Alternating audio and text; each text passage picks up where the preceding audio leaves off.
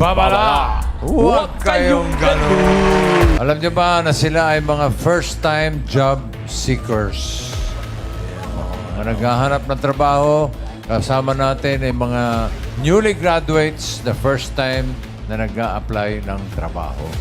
Eto na, si Legit Dabbercats, number 1! Magandang tanghali, Towercats. Ako si LJ, naniniwala sa kasabihan na kung may pinagdadaanan ka, kasalanan mo yan. Bakit kasi diyan ka dumaan? So, kandadaan ulit doon.